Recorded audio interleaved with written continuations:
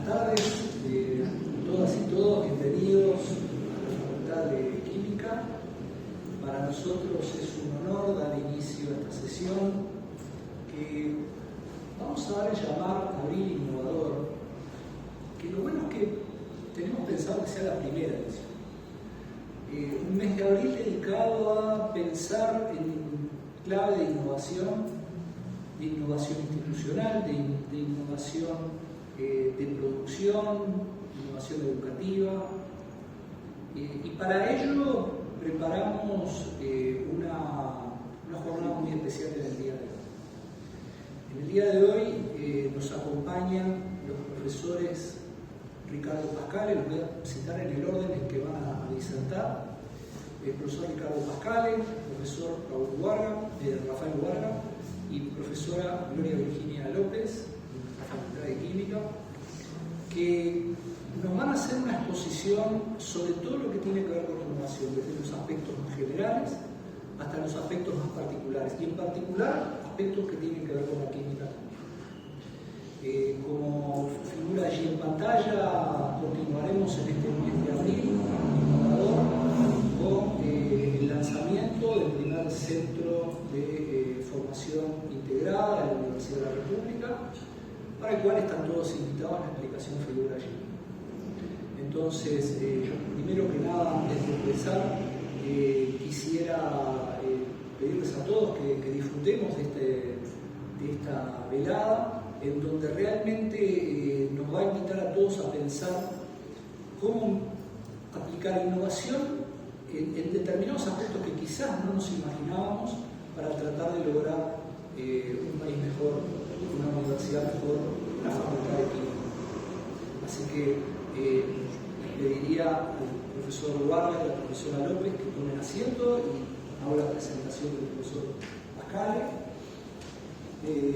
El profesor Ricardo Pascale, como ustedes saben, fue presidente del Banco Central del Uruguay en 2 oportunidades, profesor grado 5, Facultad de Ciencias Económicas. Nos acompañan aquí varios de sus colegas, el decano actual, a quien le agradezco, el profesor Jorge Javier, y hizo en el año 2021 el lanzamiento de un libro, Del freno al impulso, en donde justamente diserta en torno de la innovación y lo importante que es apostar a la ciencia y la tecnología para todos los países, pero en particular para un país como el nuestro, el Uruguay. Entonces no nos parece que podíamos haber empezado esta jornada de mejor manera que escuchándolo. Los invito a todos a disfrutar de su presentación y creo que todos vamos a aprender mucho de la misma. Muchísimas gracias, profesor, por acceder a nuestra invitación.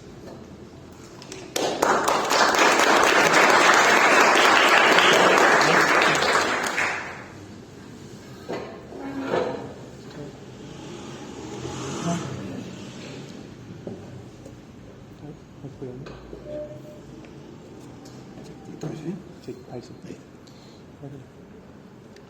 Ahí está.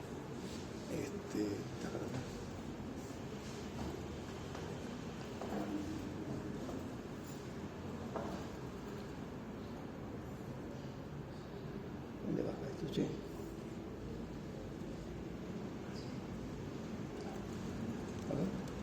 A ver qué se te lo baja.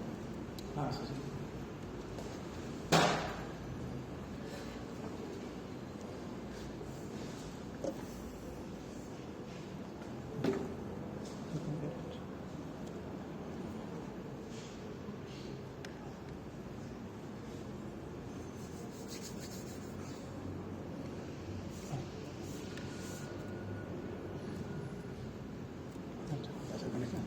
Sí. Bueno, señor decano de la Facultad de Química, muchísimas gracias por su palabra. La verdad que, señor rector, cuando tenemos ya una amistad que cuando usted regía los destinos de la universidad, señor decano, Javier, Miguel, estimadas amigas y amigos, es un gran placer estar en esta casa tan prestigiosa de nuestra querida Universidad de la República, y vamos a hacer hoy un planteo, como decía el señor decano, más bien en la parte general de algunos aspectos de la innovación, la ciencia y la tecnología y su influencia en un futuro del país. Después, con mucho gusto, estamos a las órdenes si hay alguna pregunta o algo. Voy a ir con cierta velocidad por temas de agenda que hay que respetar.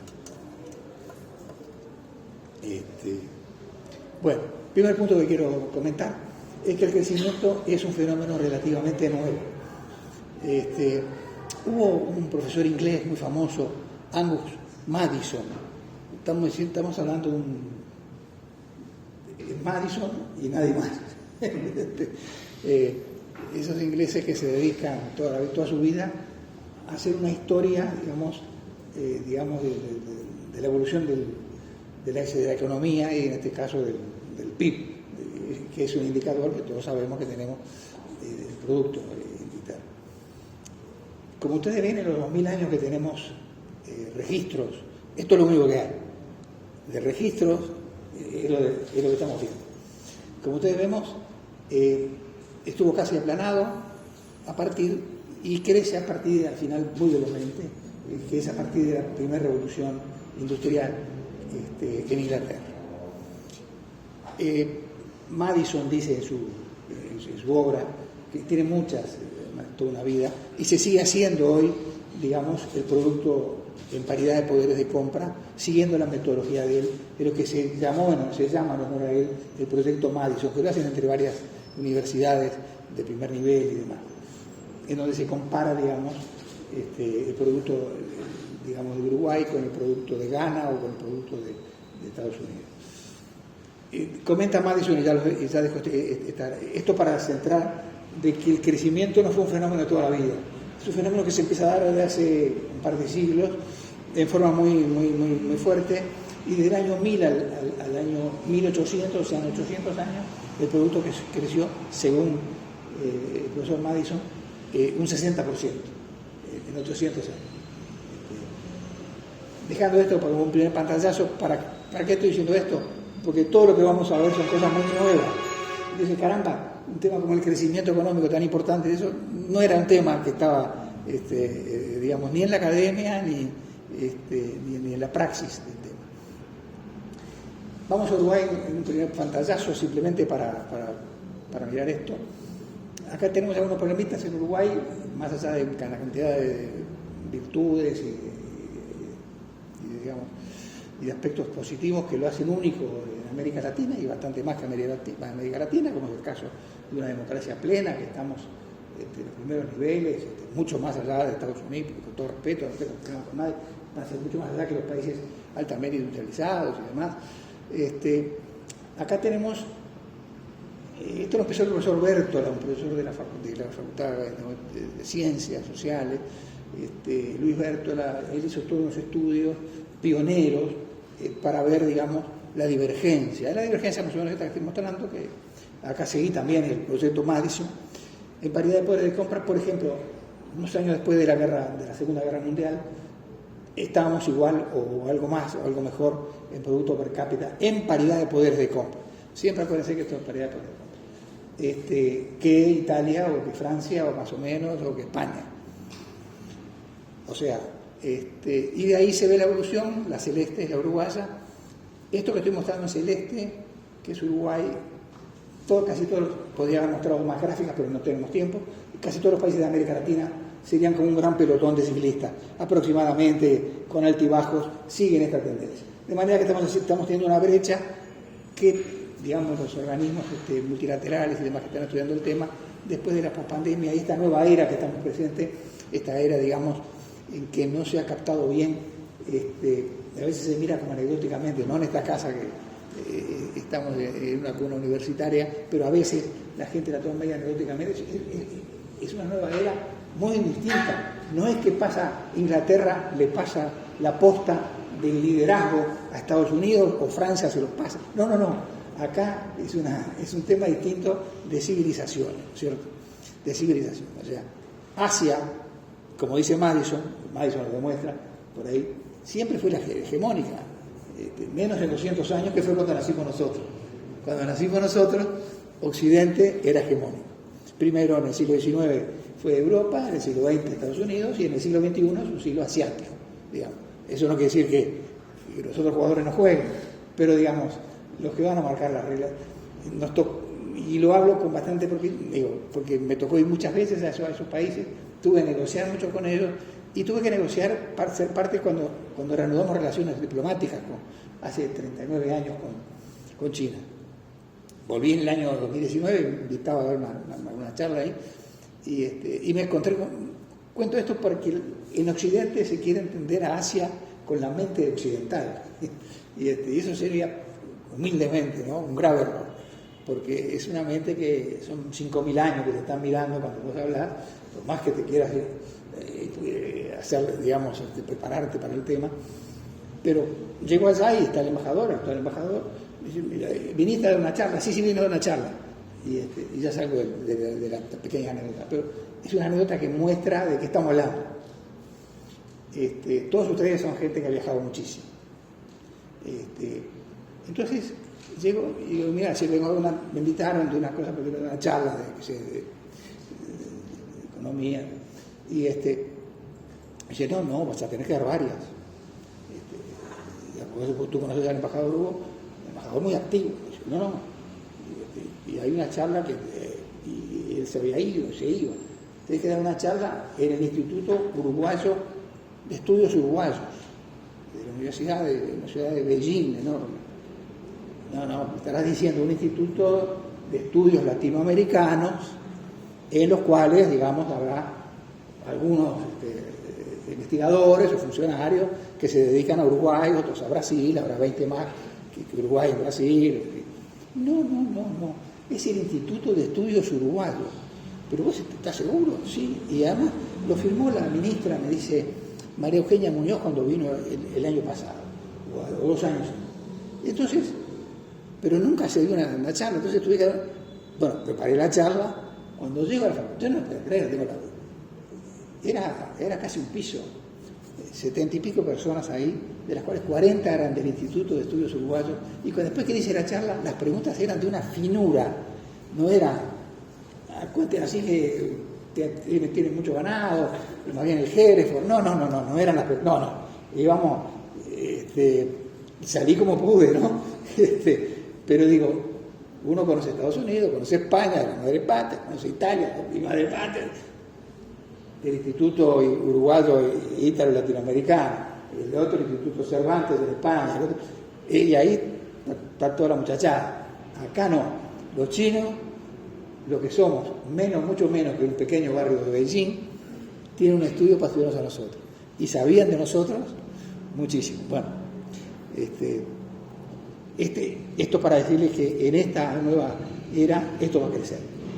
Digamos, nos vamos a tener más divergencia. Y acá ahí lo puse con 3 países que, eran clásicos, pero acá lo pongo, esta es más preocupante en el sentido de que cómo se quedó Uruguay en algunas cosas, pero lo digo con el tono positivo porque Uruguay es el único que puede alcanzarlo, si queremos los uruguayos, es con algunos países como Nueva Zelanda, Finlandia, y ya Singapur hay que dejarlo fuera lo puse para simplemente a título simbólico, está totalmente despegado, de manera que tenemos una divergencia, un lento crecimiento de largo plazo, y este es el segundo punto que quería dejar. En este instante, entonces, en este tema del crecimiento tenemos tres tipos de desafíos, por poner 3. Siempre, como ustedes saben, en estos temas hay un grado de arbitrariedad cuando uno selecciona 3. Seleccione 3. Epistemológico primero, hay una revolución, el tema de revoluciones tecnológicas y los incesantes avances teóricos que estamos teniendo. Los temas epistemológicos, primero tuvieron los clásicos, que tuvieron partes de su obra, tocaron al crecimiento económico, pero no tienen libros de crecimiento económico específicamente hablando, pero sí partes, y se basaban en la observación, como Newton, en la observación, y a partir de esas observaciones hacían sus teorías, ¿no es cierto? Hacían sus teorías. Ahí puse algunos de los que han tenido relevancia en ese punto. Pero el problema de la economía, que es, como ustedes saben, una ciencia social. Estoy en una casa en la cual algunos métodos de investigación se pueden aplicar más como ser experimento. Si hay una casa que quizá esté entre las que más se puede experimentar, es en la Facultad de Química. En ciencias sociales es mucho más complicado. Es mucho más complicado. Y entonces, bueno, ahí quedó en una parte más psicológica.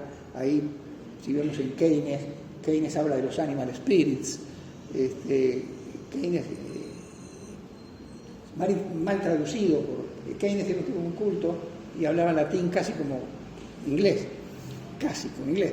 Entonces todo el mundo cree que son los espíritus animales. No, los animal spirits, ánima viene el latín viene de alma, y espíritu viene del estado, o sea, es el humor es el humor de la sociedad, digamos que es un humor, digamos que todo el mundo va para adelante, se equivoca, bueno, se arreglan lo que y demás. O sea, había una gran influencia de como ciencia humana, digamos, ¿cierto? Los aportes de Marshall, de todos ellos. No quiero ser largo. Luego empieza a girar en el siglo pasado, con un énfasis más matemático. Ahí vienen físicos. Tinbergen era físico. Samuelson tenía su bachelor, su grado en ingeniería. O sea, eran matemáticos que hicieron un enorme aporte y le dieron durante gran parte del siglo pasado mucho más rigurosidad, digamos, desde el punto de vista tanto sea de la economía matemática como de la econometría, que sería, digamos, la comprobación de algunas teorías teóricas. Ya sobre los años 70, todas esas teorías empiezan a hacer ruido, empiezan a hacer algunas anomalías, y ahí empezamos a tener algunos tipos de experimentos, como es el caso de Schwarz y Kahneman, que tiene que ver con el comportamiento. Hasta ese momento todo el neoclasicismo suponía un hombre perfectamente racional. Ese hombre perfectamente racional, que puede haber funcionado eventualmente en una cantidad de tiempo, empieza a ser agua, porque eso empiezan a darse cuenta que el hombre tiene emociones, se ríe, llora. No es la misma la decisión de una persona que cuando la llaman le da una gran noticia y toma la decisión después, la que tenía que tomar. Cuando le llaman y le dan una pésima noticia, seguramente la decisión va a tener otro tono. Y ahí empiezan a hacer lo que conocerían ustedes como randomizer, y también en medicina, que es la casa de enfrente, y en otras facultades, control trials, o sea, experimentos de tipo aleatorio, controlados. Voy rápido porque esto. Después, ya más adelante, todos ellos fueron premios Nobel. Estos tres fueron en el año 2002.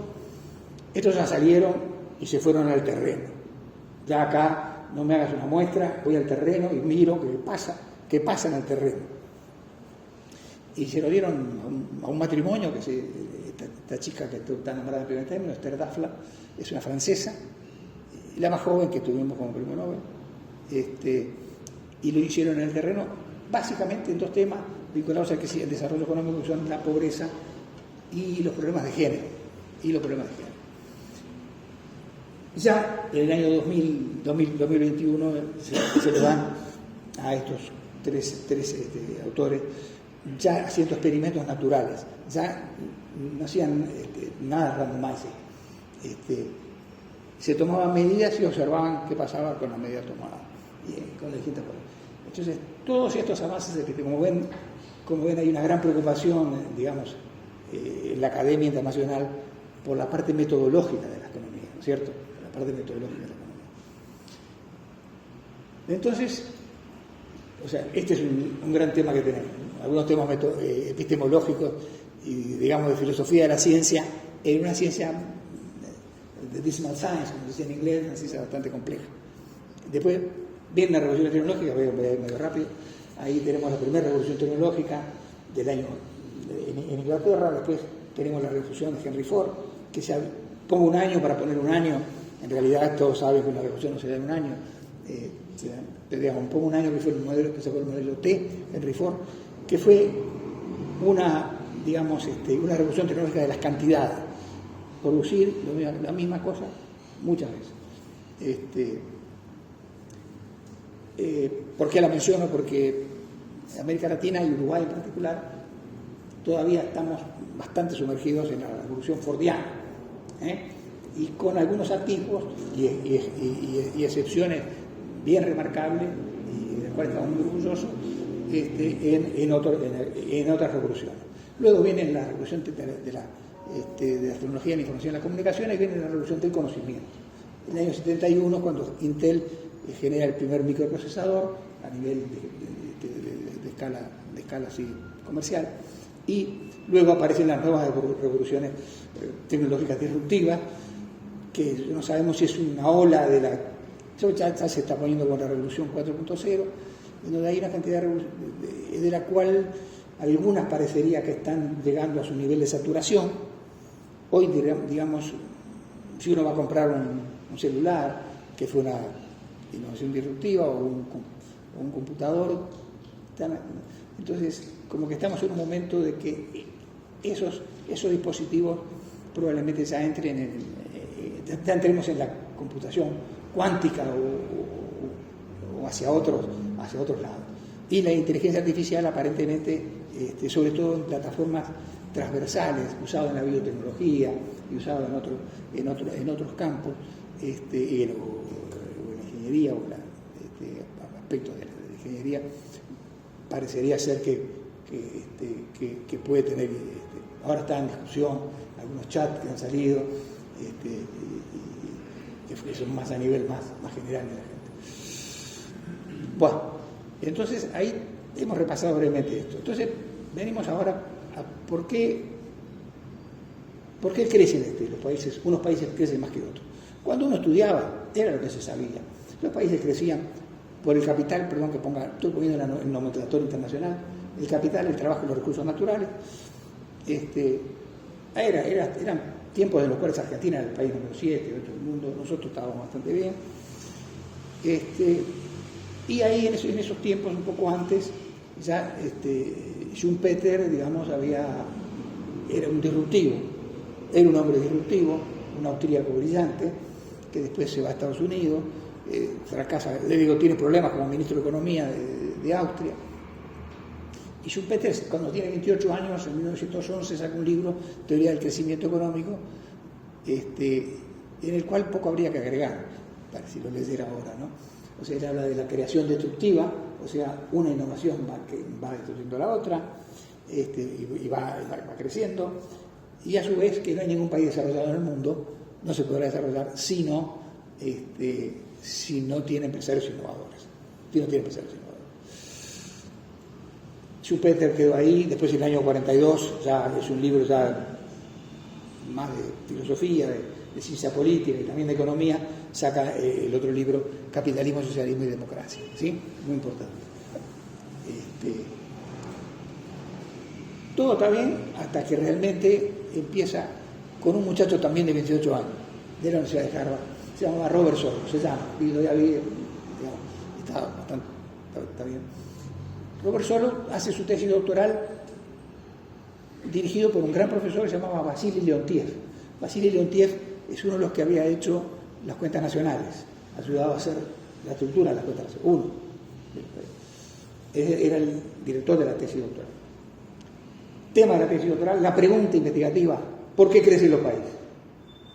Hasta ese momento, hasta que Solow empieza a estudiar, Solow estudia y llega a la conclusión que no saben qué hacer, de que la mayor parte del crecimiento de los países no se explicaba ni por el capital, ni por el trabajo, ni por los recursos naturales, se explicaba,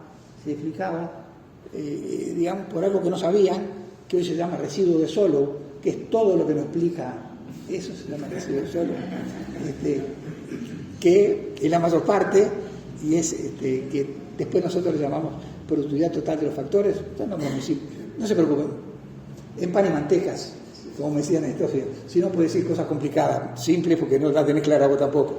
En realidad es todo lo que nos puede explicar el crecimiento de la masa digamos, de trabajadores o del stock de capital o los recursos naturales que tenemos. Si crece más de lo que creció, tendría que haber crecido por esto, es otro, y hoy explica, por supuesto, la mayor parte, digamos, del crecimiento. El modelo es ese que está ahí, no lo voy a poner. Fue un cambio radical, fue la primera vez que se formaliza el conocimiento. ¿A qué se debe? No sabían qué nombre ponerle. Y Leontía dijo, poner progreso técnico. Progreso técnico, eso pasó a ser después el conocimiento, que hoy juega y está en el centro del ring en este tema. Perdón, un detallecito más. El modelo de Solow es un modelo que considera el conocimiento exógeno del modelo, exógeno del sistema económico, como que vendría de afuera. Con lo cual te hacía difícil proyectar crecimientos o fijar políticas públicas. Entonces después vienen algunos, digamos, autores de ellos, todos estos premios Nobel, que fue en el año 2008, Paul Romer, en donde, digamos, el crecimiento allí el conocimiento pasa a ser endógeno al sistema económico, lo genera el sistema económico. Ahí entra la investigación y desarrollo, y ya modelos más recientes, o más disruptivos, en donde formalizan las ideas de Schumpeter por estos dos autores, Aghion y Howitt, que lo van a sentir nombrar muchas veces, de aquí en más seguramente, y van a tener las más grandes distinciones académicas, no las tienen, pero en donde ellos, Schumpeter habló en general, pero no formalizó. Esto formaliza el modelo schumpeteriano de la creación destructiva.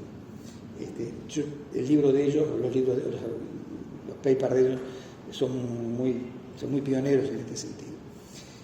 O sea, hasta aquí estamos bastante bien, hasta que viene otro señor, un fenómeno llamado Douglass North, a los cuales los chinos lo llamaron muchas veces, porque este hombre habló de las instituciones en el sentido a la North, que no son solo las normas, las leyes o el Banco República, sino que son también los usos, las costumbres, digamos, los valores.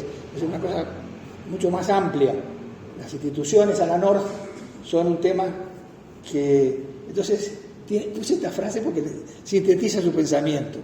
Dice, cuando ustedes me hablan de progreso tecnológico, dice, cuando me hablan de la acumulación de los factores, o sea, el capital, el trabajo, el recurso natural, y el progreso tecnológico por otro lado, con la PT, con la productividad total de los factores.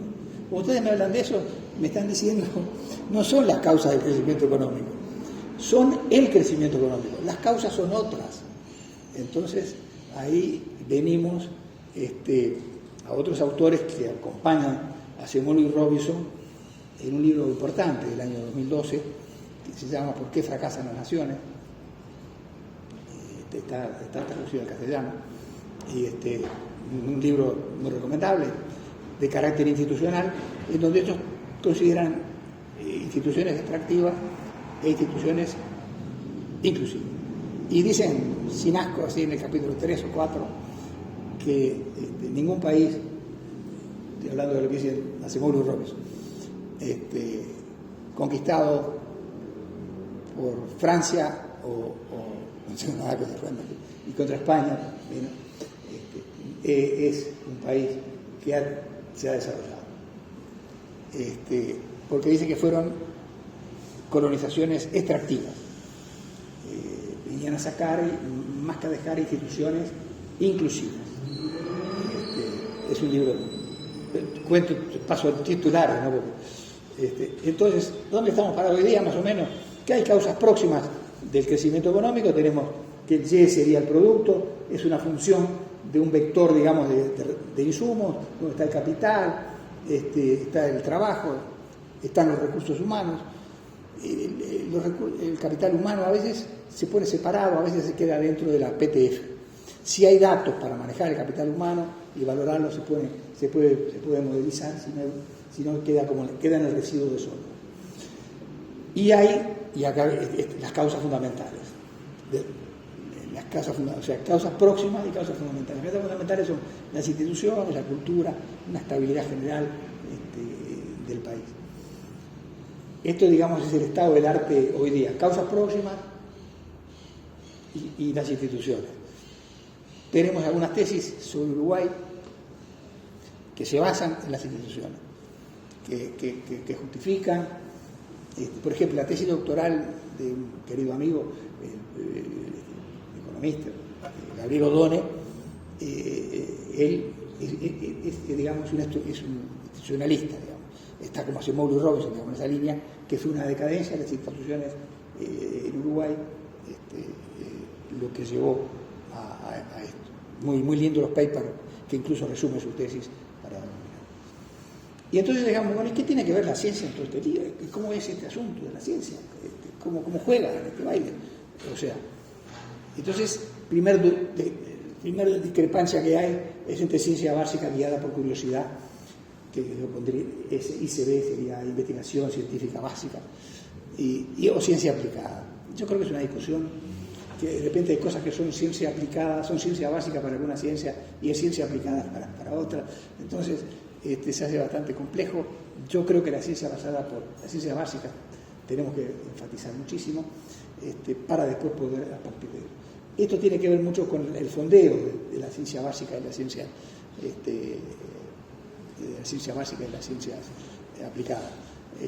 Hablábamos con el decano de la facultad recién sobre la economista Mariana Mazzucato,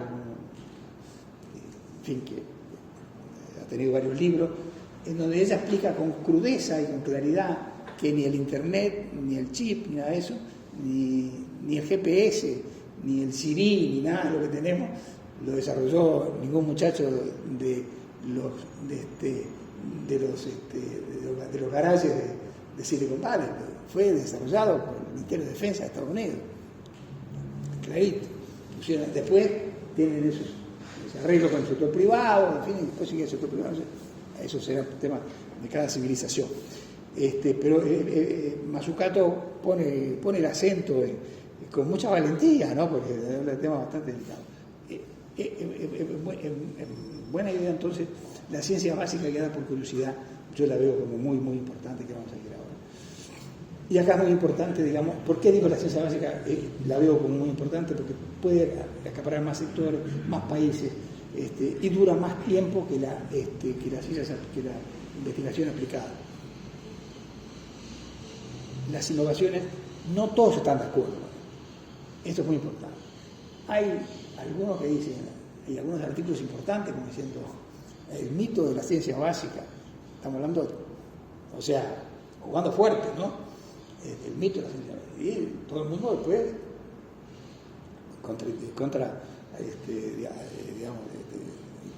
tratando de explicar su otra posición. Yo creo que la innovación se radica mucho en la ciencia básica, eso no quiere decir que después se aplique y bienvenida, ¿no? El caso de la vacuna que tenemos del mensajero es un caso típico de una innovación traída directamente de la ciencia básica. Entonces está la innovación. La innovación, digamos, que sería la explotación exitosa de una nueva idea, que puede ser en productos y que puede ser en procesos, que puede ser para el mundo. Y acá tenemos, con gran orgullo lo digo, el profesor Warga fue quizás, de lo que yo recuerdo, la primera innovación para el mundo. A ver, una cosa es hacer una mayonesa que no tenga colesterol, que sabemos que se hace en todos lados. Entonces, bueno, como si la mayonesa no tiene colesterol acá, más o menos. No, eso es una innovación para el país. O sea, ya existía, el pan Magnifique, un pan congelado, lo metemos en el horno. Eso es así, en Francia, comprar la máquina, en Francia. No para todos los franceses, pero se hace en Francia. El lío es tener una innovación que sea para todo el mundo. La innovación de él, que básicamente él lo explicará mucho mejor que yo, tiene que ver con una aplicación de su conocimiento científico, de su cátedra que con brillantez desarrolló, pero en este caso aplicado no a los líquidos o a los fluidos, sino aplicado más bien a gases. Usted, profesor, lo dirá con mucho mejor que yo, para sacar cuando hay esas mantas heladas. O sea, estamos en presencia en la tarde de hoy con un uruguayo que hizo quizás la primera innovación así, digamos, para el mundo. Tenemos Morquio, el profesor Morquio. Hay una enfermedad de Morquio disease.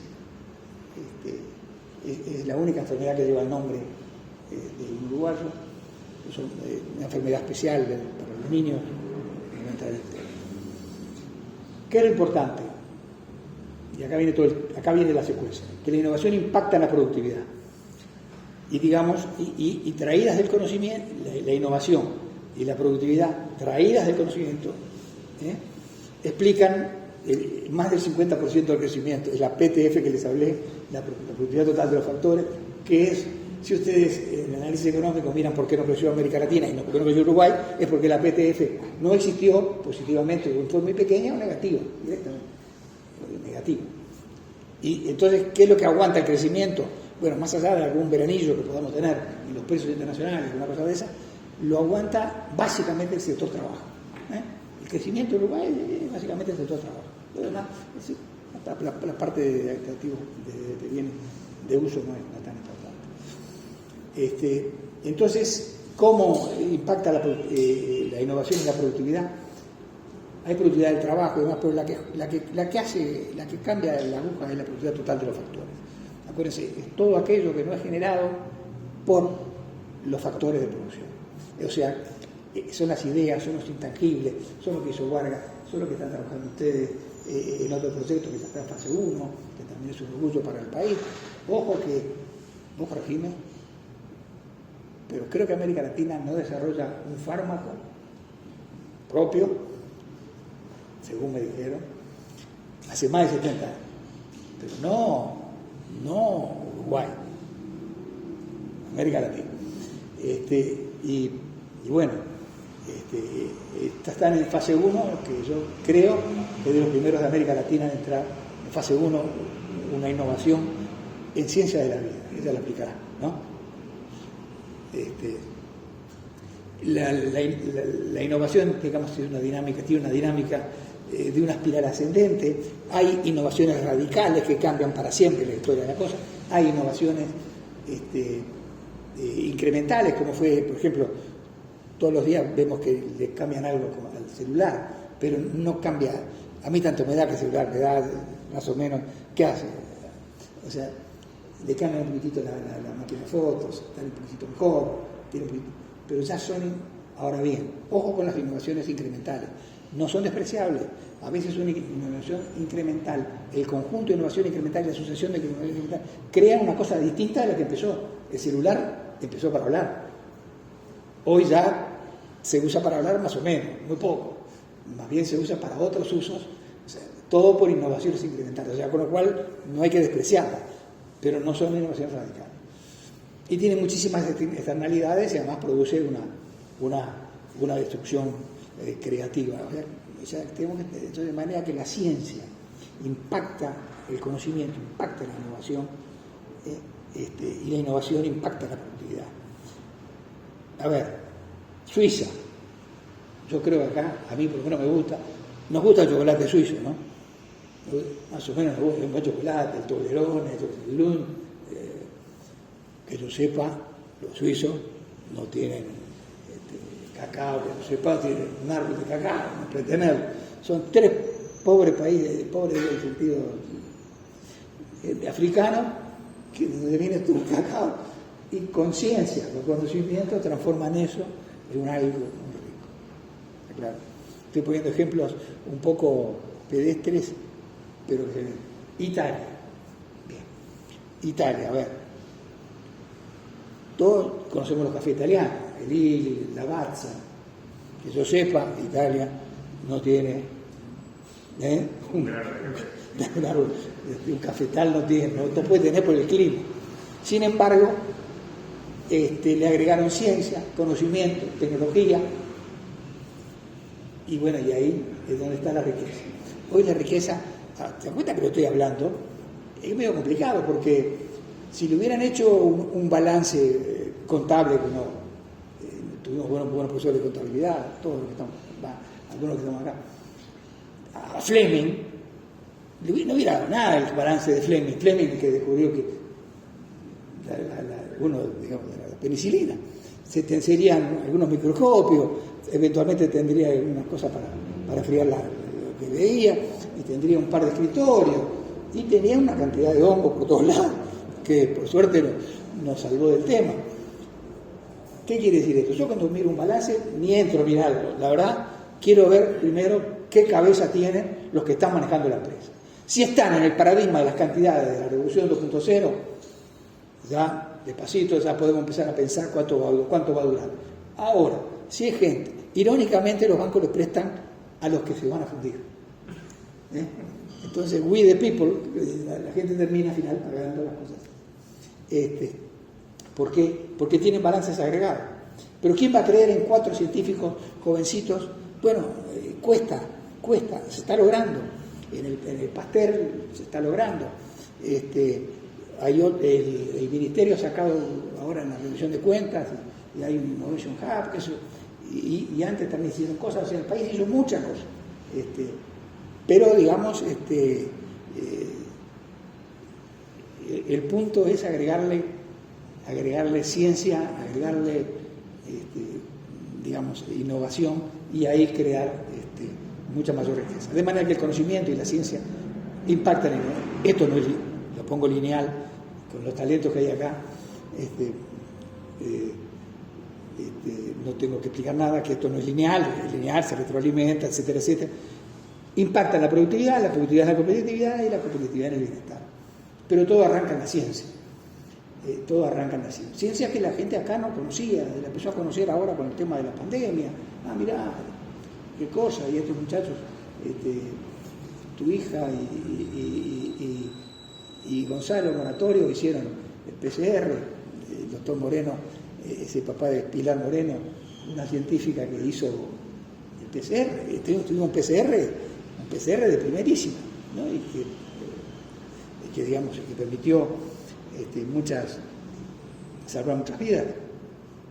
En suma, el conocimiento de la tecnología de la información impacta grandes ideas, aumenta la productividad, en especial la productividad total de los factores, porque ahí es donde se ve la innovación, ¿tá? En la productividad total de los factores. Y eso aumenta el desarrollo y el bienestar de la población. Las investigaciones dan que si nosotros tenemos en el eje de las ordenadas, de las abscisas, digamos la proporción de economía del conocimiento que tiene. A medida que nos desplazamos hacia la derecha, tenemos más economía del conocimiento, ¿sí? Y la función es el producto per cápita. Digamos, la Y sería, digamos, el eje de las ordenadas sería no es una función lineal, es una función exponencial. Es exponencial acá el tema. O sea, no hay país desarrollado en el mundo que no haya hecho esto. Ahora, no alcanza con un libro o que algunos hablemos o que alguno hable. Lo que importa es que esto es como la vacuna. No alcanzaba con vacunar el Belvedere o el Pocito. Te había que vacunar y darle que tarde, ¿no? Para parar eso, si no lo parás.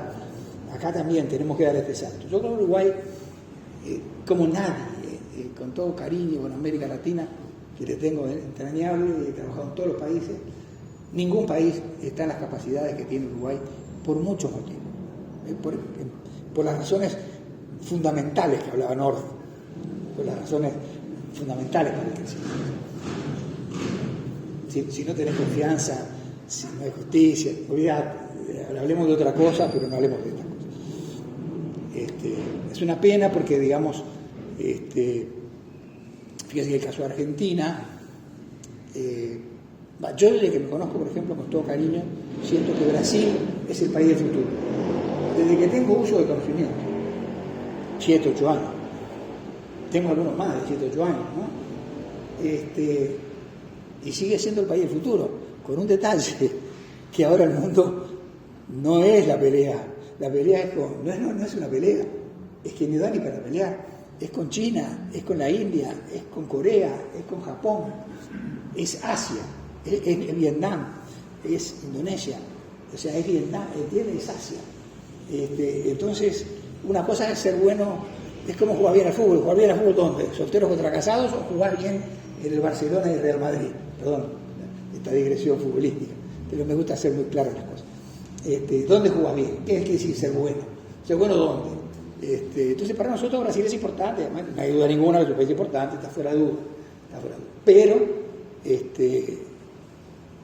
siempre hay que tener un punto en italiano le decimos, un punto de riferimento, un punto de referencia. ¿Sos bueno con respecto a qué?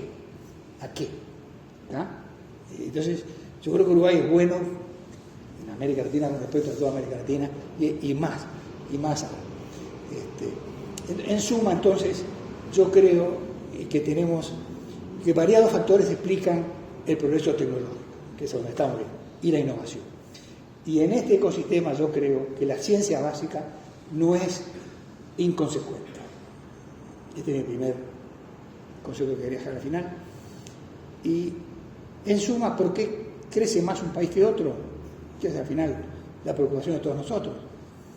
Y porque contextuados en sólidas y contemporáneas instituciones y causas fundamentales del crecimiento, ha sido un uso intensivo de la ciencia, la tecnología y la innovación para aumentar la productividad, en particular la productividad total de los factores, ¿no? Bueno, muchísimas gracias, mil disculpas.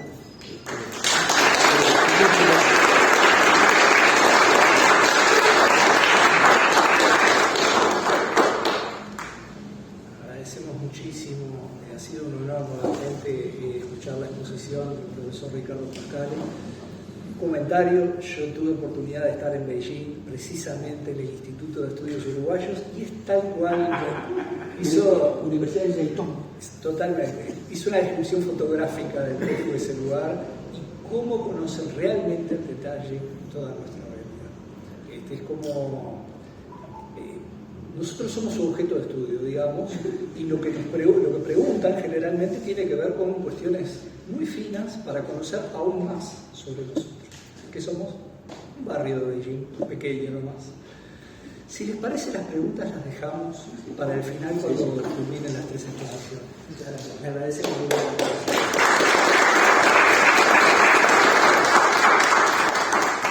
Pedimos al profesor Rafael Huarga, mientras va instalando su PowerPoint. Contable, como todos sabemos, el profesor Rafael Huarga ha sido 2 veces decano de la Facultad de Ingeniería, 2 veces rector de la Universidad de la República. El año pasado tuvimos el gran gusto de poder acompañarlo cuando recibió el doctorado honoris causa de parte de la Universidad de la República, más que merecido. También hizo un lanzamiento de un libro, en realidad el autor es Luis Masi, pero es a partir de conversaciones y de la vida productiva, innovadora del profesor Huarga, el libro que figura allí, Una historia del futuro, que está fuera a la venta, va a estar también algunas semanas más en decanato para aquellos que estén interesados. Entonces, bueno, para todos nosotros es un lujo poder escucharlo. Es especialista, como todos sabemos, de ingeniería de fluidos y ha hecho, como bien lo dijo el profesor Pascale, contribuciones muy importantes a nivel global que seguramente nos va a estar contando ahora. Y bueno, se hizo una luz. Lo escuchamos, profesor. Muchas gracias.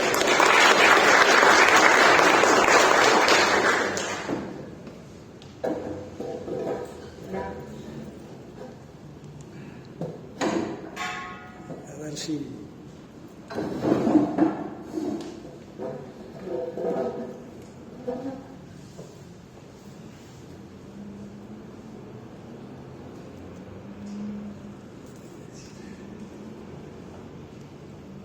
Bueno, en primer lugar agradezco la invitación que nos ha hecho la Facultad de Química y lo que voy a hacer es, a diferencia de Pascal, que nos ha introducido en un mundo muy amplio y complejo, yo me voy a referir en forma concreta a presentarles un libro, Una historia del futuro, que se trata de un libro que está escrito por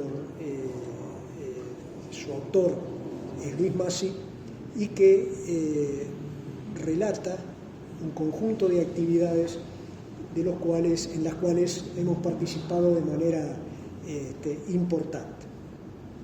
Entonces, vamos a empezar. Voy a leer de modo tal de que no divagarme, no irme por las ramas, y preguntarles si los de atrás me escuchan. ¿Sí? Bien. Entonces, en primer lugar, vamos a ver si podemos...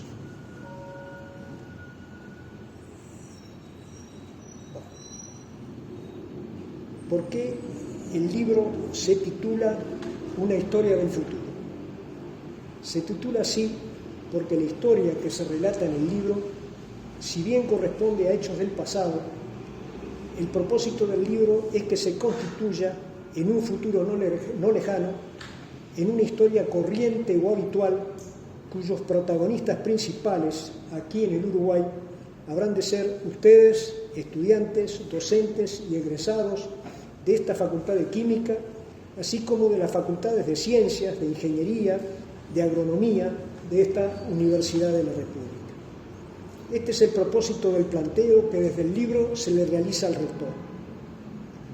En el libro se tratan dos temas: la calidad de la formación que brinda nuestra universidad en el área de las ciencias y de sus aplicaciones, un tema, y el segundo tema, la creación realizada en el Uruguay de una nueva tecnología y su proyección actual en el mundo. ¿Qué interés tiene el contenido de este libro para quienes hoy están aquí presentes, ustedes? Creemos que tiene un especial interés porque dicho contenido se relaciona directamente con el camino a transitar por nuestro país para superar la condición de país subdesarrollado que hoy caracteriza al Uruguay.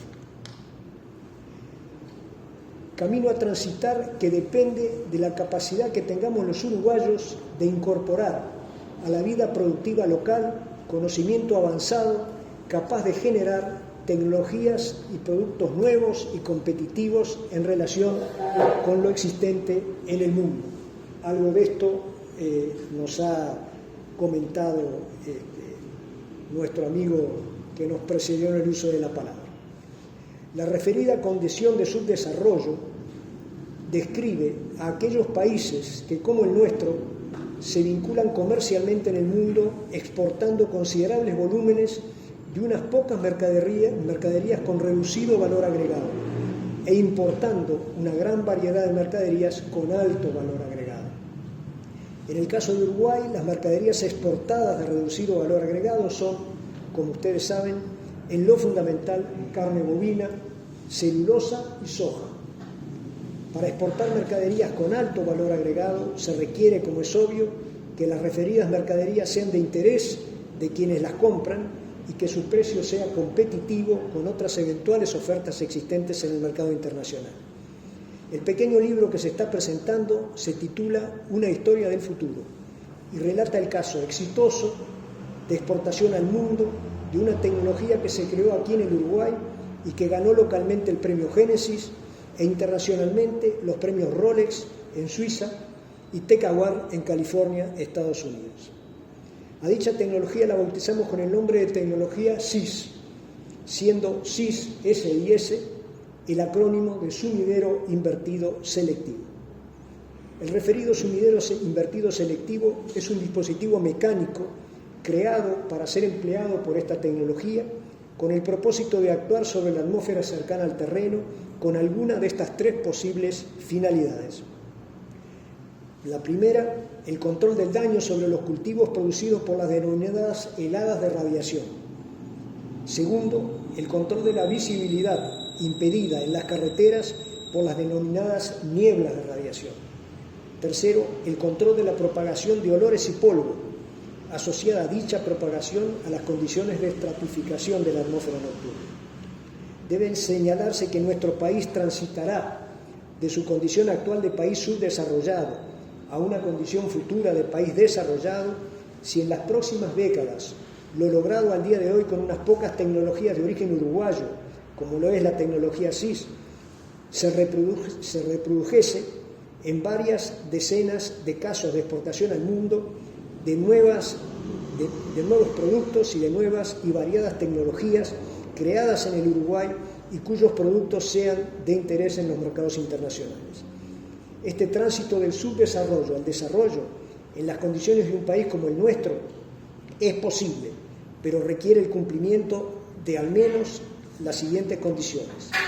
Primero, el papel relevante y decisivo del sistema educativo del cual habrán de emerger los creadores de dichas tecnologías.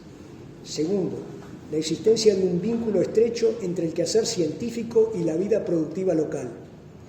Tercero, la existencia de un sistema eficiente de estímulos para la incorporación de la innovación en emprendimientos productivos con proyección nacional e internacional. Lo anterior muestra el papel central y trascendente que necesariamente habrán de jugar en este proceso quienes transiten en su formación universitaria por las áreas de la agronomía, la ingeniería, la química y en general de las ciencias que hoy se enseñan en nuestra universidad.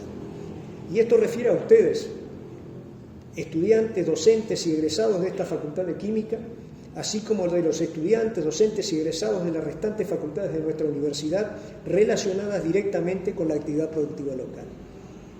Por ello, estamos hoy aquí realizando la presentación de este libro titulado Una historia del futuro, cuyo autor es Luis Massi, un escritor interesado en la difusión de lo que hoy es el contenido fundamental de este pequeño libro. En el libro se relata una historia que conocemos bien, pues hemos sido protagonistas de la misma. Dicha historia refiere a dos aspectos que sin duda serán del interés de ustedes, docentes, estudiantes y egresados de esta facultad. El primer aspecto refiere a la calidad de la formación que brinda nuestra universidad a sus egresados y el segundo aspecto refiere a la posibilidad de creación en el Uruguay de tecnologías que se proyecten con éxito al mundo. La historia que el libro presenta muestra que es posible la transformación de nuestra economía por la acción sistemática de universitarios portadores de la formación que hoy les brinda nuestra Universidad de la República. Ello supone transformar una economía que hoy se caracteriza, como ya se señaló, por la exportación de materias primas con reducido valor agregado, en una economía generadora y exportadora de productos con alto valor agregado. A continuación nos referiremos brevemente a los dos aspectos mencionados. Por un lado, a la calidad de la formación que nuestra Universidad de la República proporciona a sus egresados y por otro, a la posibilidad de transformar nuestra economía en el sentido indicado. Entonces, primero, sobre la calidad de la formación proporcionada por la universidad. En relación con el primer aspecto referido a la calidad de la formación proporcionada por la universidad, en el libro se relatan dos casos que ocurrieron en México en los años 1975 y 1985, de los cuales fuimos protagonistas directos y que nos permitieron comprobar la calidad de la formación que habíamos adquirido nosotros en nuestra universidad. Debemos aclarar que en dicho periodo nos encontrábamos en México en la calidad de asilados políticos debido a la persecución que fuimos objeto, como tantos uruguayos, por parte de la dictadura entronizada en aquellos años en nuestro país. El primer caso refiere a la planta hidroeléctrica mexicana de gran porte, refiere a una planta hidroeléctrica mexicana de gran porte, denominada hoy Planta Hidroeléctrica Belisario Domínguez, más conocida como La Angostura, con una potencia instalada de 900 megawatts, potencia semejante a la correspondiente al Uruguay, a la planta hidroeléctrica binacional de Salto Grande, no la potencia total de la planta, sino la parte uruguaya de la planta. Dicha planta mexicana, al inaugurarse y ponerse en actividad, presentó, dentro de lo que debía ser su intervalo de operación normal, peligrosas oscilaciones de presión de tal magnitud que ponían en peligro la estructura de la propia planta. Este grave problema no pudo ser solucionado por el fabricante europeo de las grandes máquinas instaladas en la planta y tampoco por una empresa consultora también europea y de gran prestigio contratada por México con dicha finalidad. En esta situación, el problema fue derivado por la Comisión Federal de Electricidad Mexicana al Instituto de Ingeniería de la Universidad Nacional Autónoma de México y allí, por nuestra condición de ingeniero mecánico en un instituto donde predominaban ampliamente los ingenieros civiles, el problema llegó a nuestras manos. No los cansaré con el relato de cómo se solucionó el problema, solo diré más que el problema fue solucionado debido a la calidad de la formación que nosotros habíamos recibido en la Facultad de Ingeniería de nuestra universidad. Debe señalarse que luego de solucionar el problema y dado a conocer lo realizado debido a la publicación del caso en una prestigiosa revista técnica internacional editada en Inglaterra, nosotros recibimos un importante reconocimiento técnico, tanto nacional mexicano como internacional, que se expresó en diversas formas y algunas a las que se hace referencia en el libro. Ahora vamos a ver. Ahí está. Esta es la carátula de la publicación que hicimos nosotros luego de solucionar el problema en esta planta de la angostura. El segundo caso que se relata en el libro refiere a los cambios que también desde el Instituto de Ingeniería de la UNAM se le introdujeron al diseño original de un gran acueducto de 130 kilómetros de longitud que alimenta de agua a la segunda ciudad mexicana por población, que es la ciudad de Monterrey. Estos cambios fueron incorporados en la construcción de este acueducto por recomendación del equipo técnico que nosotros encabezábamos en dicho instituto. Aquí lo que se ve es una vista satelital de una parte de los 130 kilómetros de tubería que vincula la presa de Cerro Prieto con la ciudad de Monterrey. Los puntos amarillos que se ven aquí son los lugares donde se pusieron los tanques unidireccionales que dieron lugar a lo que voy a leer.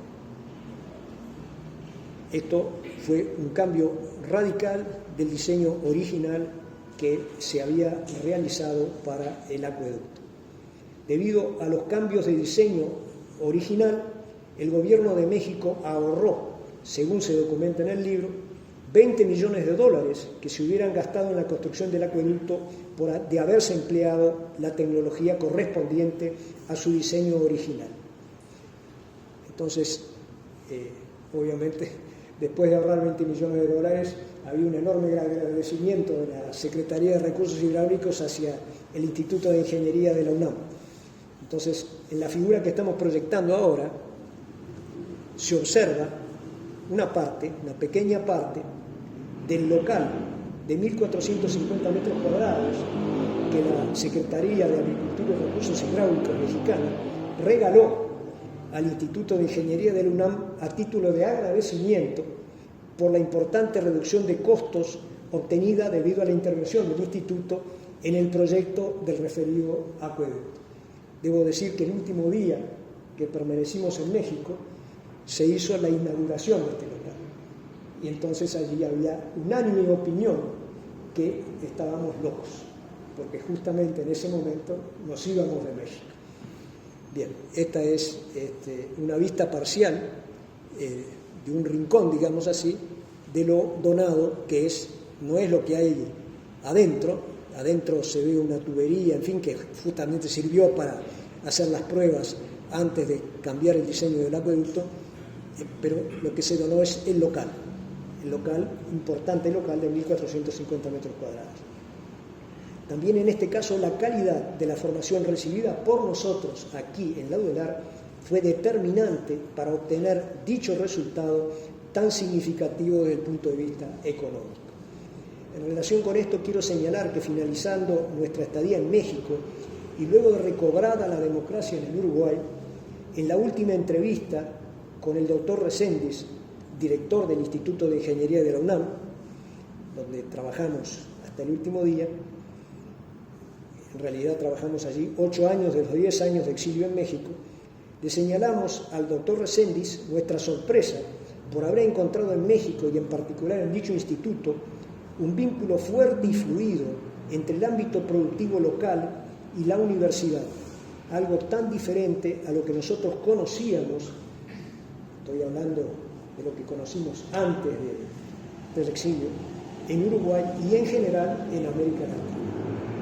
Ante el comentario, la respuesta de Reséndiz, como ya dije, director del Instituto de Ingeniería de la UNAM, fue la siguiente: Esto aquí en México, y en particular en las áreas de ingeniería, lo hemos aprendido a partir de lo que nos ocurrió durante la Revolución Mexicana, pues allí las presiones desde el exterior venían en gran medida a través de las amenazas de retiro de los técnicos extranjeros que en dicha época sostenían buena parte de nuestra producción local. Con la referencia a estos casos ocurridos en México y relacionados directamente con nuestra experiencia personal, pretendemos mostrar las posibilidades que se abren a la vida productiva de un país cuando se establece una conexión fuerte entre el ámbito productivo y el conocimiento avanzado. Algo de esto nos ha hablado nuestro querido amigo Pascal. Conocimiento avanzado que en nuestros países del sur de América radica en las grandes universidades públicas como la nuestra. Con la mención de los dos casos relacionados directamente con nuestra experiencia personal y el ilustrativo comentario político del doctor Reséndez que acabamos de mencionar, finalizamos este primer punto referido a la calidad de la formación que proporciona nuestra universidad a sus egresados y pasaremos al segundo punto que ya hemos mencionado y que refiere a la posibilidad de la transformación de la economía uruguaya por el cambio de la naturaleza de nuestras exportaciones. Pido excusas aquí al amigo Pascal por incursionar en su campo. Nuestra producción exportable hoy consiste casi exclusivamente en materias primas con reducido valor agregado: carne bovina, celulosa y soja, como ya se señaló. En el futuro aspiramos a que dichas exportaciones sean solo una parte de un todo en el cual predominen los productos con alto valor agregado. También en el libro encontrarán ustedes el relato de cómo, en la década de los 90, se planteó localmente aquí en el Uruguay la necesidad de disponer de una nueva tecnología para el control de las heladas, no inferior en sus prestaciones a las tecnologías existentes en el mundo con el mismo fin, que son varias, pero a un costo por hectárea de la nueva tecnología sensiblemente menor que el costo de las tecnologías existentes en el momento. Aquí queremos señalar que la referida demanda de una nueva tecnología para el control de las heladas no nos llegó por nuestra condición de docentes de la universidad, sino que surgió de nuestro contacto con agrónomos responsables de grandes plantaciones de cítricos. Estos técnicos buscaban una protección contra las heladas, pero quien los empleaba, que era una empresa extranjera, no había previsto invertir los montos necesarios como para recurrir a las protecciones que en la época existían en el mercado. En relación a este punto, en el libro se relata el caso de la creación y exportación al mundo de la denominada tecnología SIS, SIS. Dicho nombre refiere, como ya lo explicamos, es el acrónimo de sumidero invertido selectivo, que es el dispositivo mecánico que esta tecnología emplea para el control del daño producido por las heladas sobre los cultivos. Esta tecnología SIS fue creada y aplicada en el Uruguay en la década de los 90 y luego comercializada fuera de fronteras, comenzando su aplicación en el exterior por las áreas agrícolas de California, Estados Unidos. Hoy la tecnología SIS se emplea en el Uruguay, en los Estados Unidos, en Inglaterra, en Portugal, en Sudáfrica, en Australia, en Nueva Zelanda, en Israel, en Argentina y en Chile, según tenemos conocimiento. Bueno, yo en realidad, aquí ven dos camiones en California transportando los equipos, que son los sumideros invertidos selectivos, de la tecnología para California, que fue donde primero se extendió casi simultáneamente con su uso aquí en Uruguay. Bien.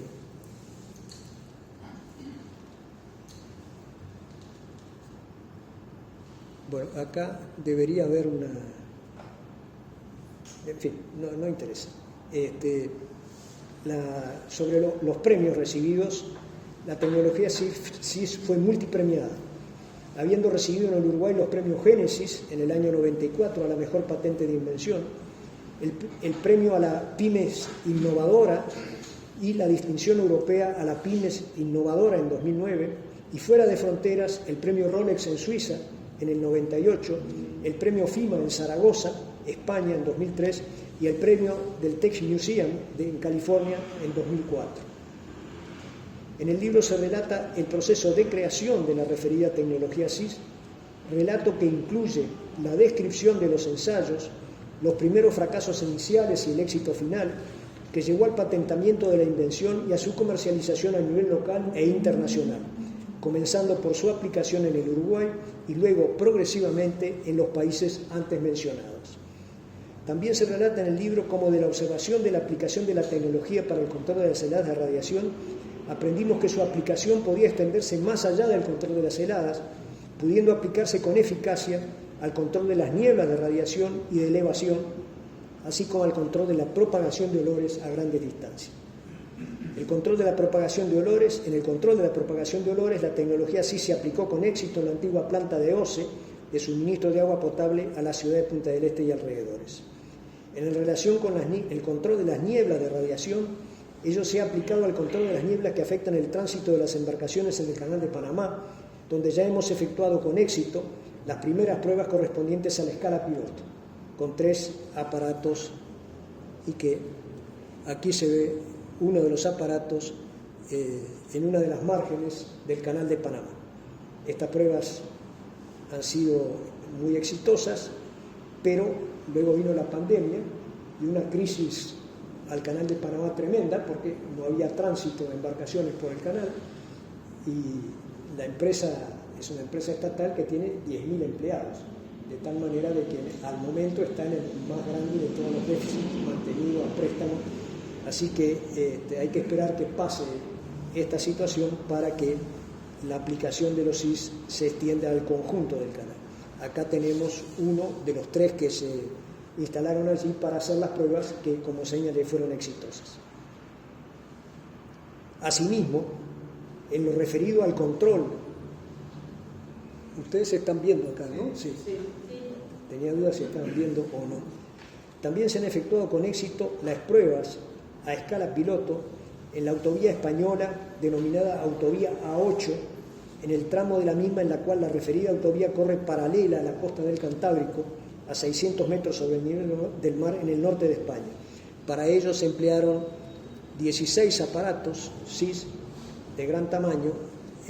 Estos son los SIS instalados en España, en la autovía A8, para hacer la prueba, que fue exitosa. Ahora se espera que el Ministerio decida en algún momento ir a la protección efectiva de la autovía. Conclusiones. El pequeño libro finaliza desarrollando 3 recomendaciones para quienes, como ustedes, están adquiriendo o ya han adquirido una preparación superior en áreas científicas o tecnológicas de interés local. En forma muy resumida, pues el tiempo disponible no nos permite extendernos en dichas recomendaciones, estas son las siguientes. Primero, vincularse con los problemas que hoy están planteados y no resueltos en el ámbito productivo local. Segundo, dominar las teorías en las que se inscriben los referidos problemas. Tercero, avanzar desde la teoría en la solución de dichos problemas en el contexto local y en el mundo. Con esto, y exhortando a la lectura del libro, que pueden comprar aquí a la salida, finalizamos nuestra intervención agradeciendo a todos ustedes su presencia y la atención que nos han prestado. Y reiteramos nuestro agradecimiento al señor decano Monbrú por la oportunidad que nos ha brindado de realizar ante ustedes esta presentación. Muchas gracias.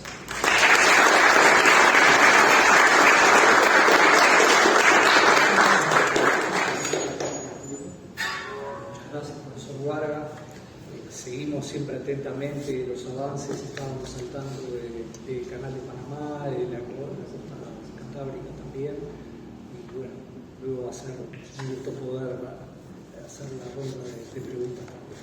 Muchas gracias.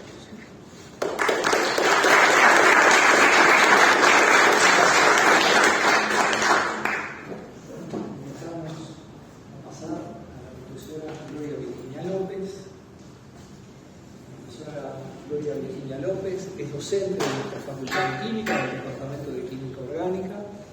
Fue de mis primeras estudiantes, en cualitativo hace mucho tiempo.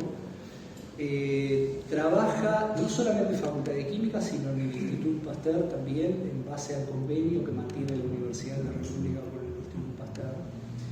Y como todos ustedes habrán visto en prensa en los últimos tiempos, se ha dado a conocer el avance muy importante que ha logrado a través de la formulación de un medicamento que está en este momento en fase 1, como ya se dijo anteriormente, y sobre la cual nos va a estar explicando ahora. Un honor realmente escucharte. Muchas gracias por la oportunidad de contar los avances que hemos tenido en la investigación. Nosotros somos, como decía el decano, un grupo de investigación que está formado por investigadores del Instituto Pasteur de Montevideo y de la Facultad de Química, que viene desarrollando su investigación en enfermedades crónicas no transmisibles, considerando que estas son la principal causa de muerte a nivel mundial, y desde nuestro lugar, sobre todo también teniendo en cuenta que por los cambios de hábito de vida, el crecimiento del sobrepeso a nivel mundial ha sido muy importante. Aquí en esta parte debería hablar de obesidad, y la obesidad que está asociada a estas enfermedades crónicas no transmisibles, y que subyace a estas enfermedades una inflamación crónica a bajo ruido, que no es la inflamación que conocemos cuando sufrimos un golpe que implica un aumento de calor en la zona, dolor, sino que es una inflamación que no se visualiza hasta que la progresión de la enfermedad ya es más avanzada. Tratando de entonces nosotros atacar a ese nivel, empezamos a trabajar con un grupo de sustancias que contienen en su estructura, ¿sí? Aquí debería haber una estructura química, que son los ácidos grasos insaturados nitrados, que fueron estudiados tanto en Estados Unidos por el grupo del Dr. Freeman, pero también en Facultad de Medicina, aquí enfrente, por el doctor Homero Rubo, Rafael Radi, Carlos Battiani. A través del conocimiento generado por el uso de esos ácidos grasos insaturados, que son son componentes endógenos, nuestro organismo los genera y son moduladores de la inflamación. ¿Qué pasaría si ese grupo funcional nitroalquenilo que estaba en esa estructura la incorporábamos en otra estructura química que pudiera de alguna manera atacar ese síndrome metabólico que nos lleva asociado a la dislipemia, a la obesidad, a la diabetes tipo 2? Entonces empezamos a trabajar en llevar ese grupo nitroalquenilo, que es este grupo aquí, a otras estructuras. En este caso es la vitamina E. La vitamina E es el principal componente de antioxidante de las lipoproteínas, y las lipoproteínas están asociadas al desarrollo de la aterosclerosis. Entonces, al llevar este componente antiinflamatorio a través del metabolismo normal hacia la zona de la lesión, esperábamos encontrar un efecto antiinflamatorio, y de hecho eso es lo que se demostró, que disminuía el área de las lesiones ateroscleróticas. Eso fue un trabajo de tesis del doctor Jorge Rodríguez. En la misma línea, cambiando de estructura a una más simple, también conteniendo ese grupo nitroalquenilo, llevamos a trabajar en un modelo de obesidad y demostramos que, si bien no se observaba una disminución de la obesidad, sí se observaba una mejora, un mejor manejo de los factores asociados a el sobrepeso, como la glicemia en ayuno.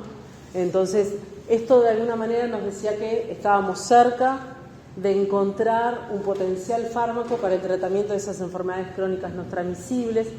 Seguimos en la búsqueda de nuevas estructuras, y ahí en 2015, 2016 teníamos una familia de nitroalquenos con potencial actividad antiinflamatoria, y se incorpora al grupo de investigación una joven emprendedora que estaba terminando su carrera de ingeniería en biotecnología y que nos veían muy entusiasmados a Carlos Escande, Carlos Batiani y a mí trabajando en esta área de investigación, y como ella tenía otra formación, nos decía, bueno, ¿y por qué no ha empezado en valorizar este conocimiento, en ir a una aceleradora y ofrecerle este proyecto y ver si este proyecto puede llegar a ser un producto en la farmacia? Y entonces dijimos, bueno, dale, vamos.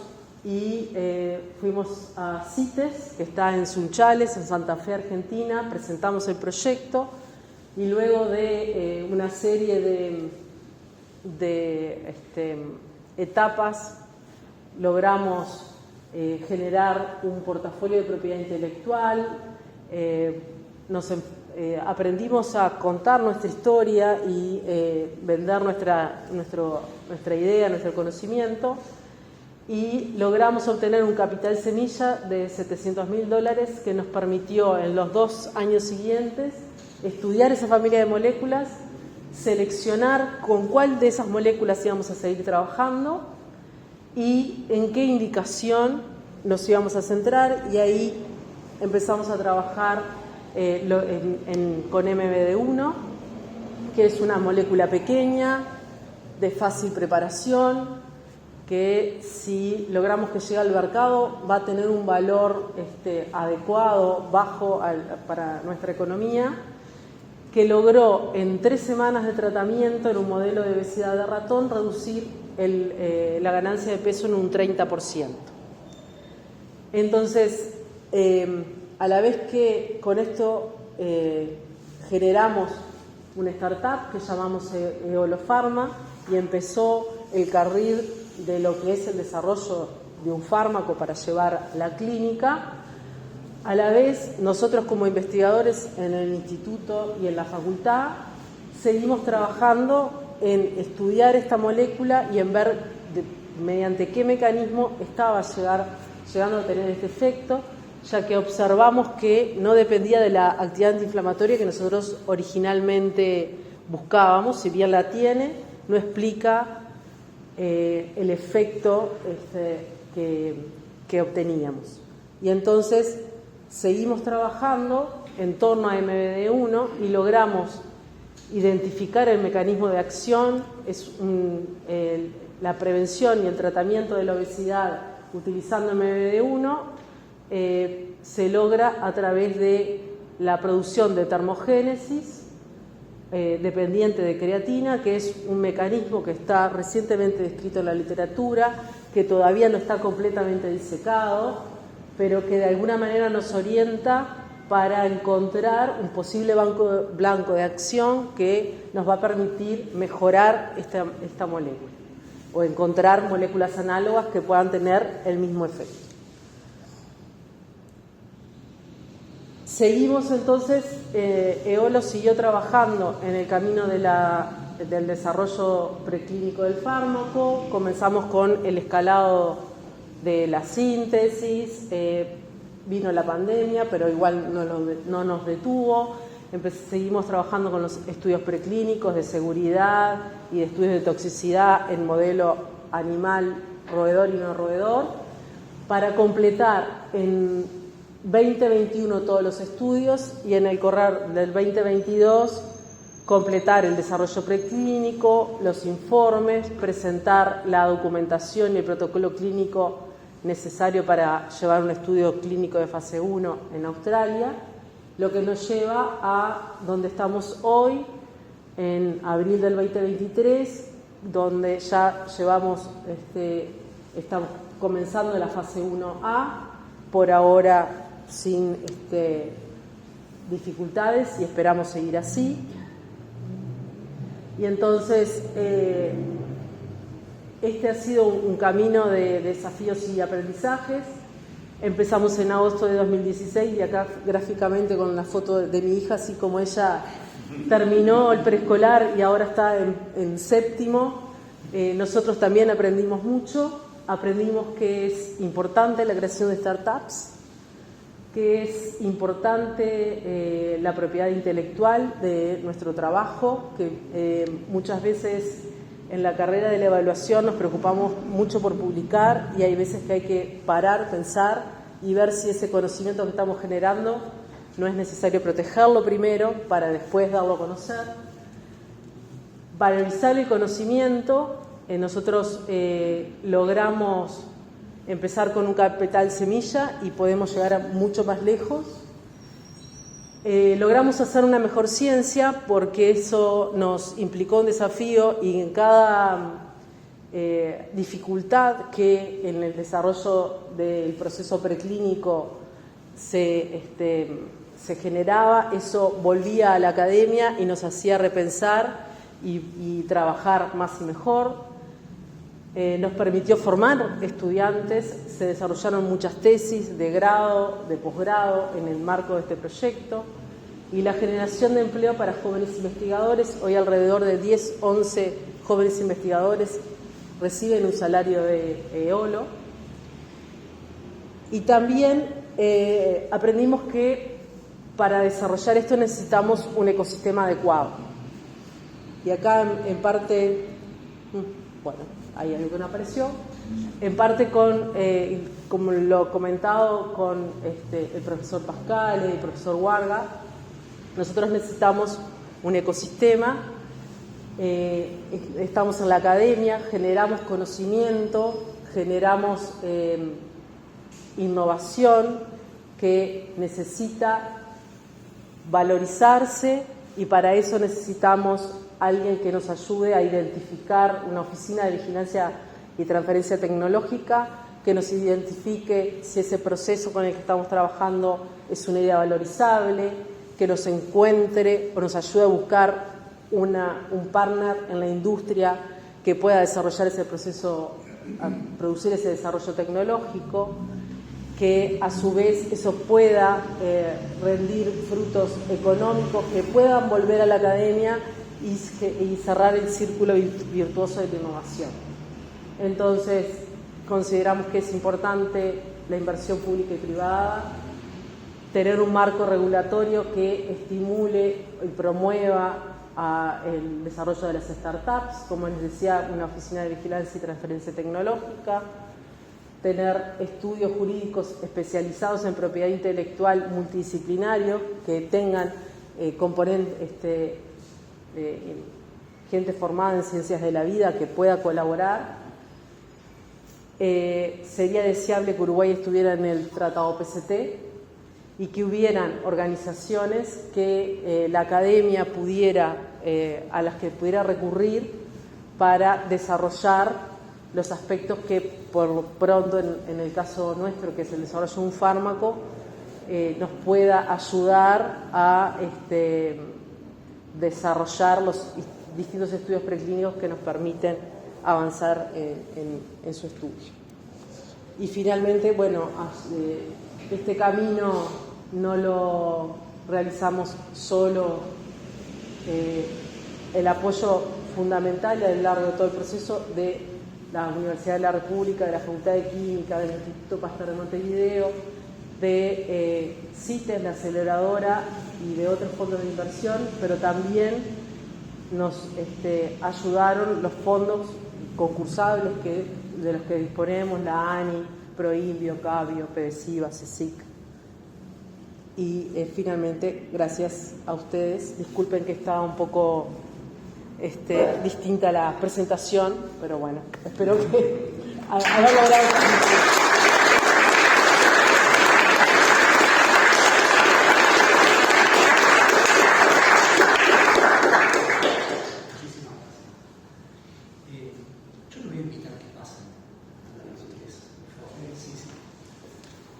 Quisiera, antes de pasar a la ronda de preguntas, primero agradecer a los tres invitados. Ha sido un honor ha sido un honor que nos hayan contado desde lo general, lo tecnológico, a lo particular de nosotros químicos.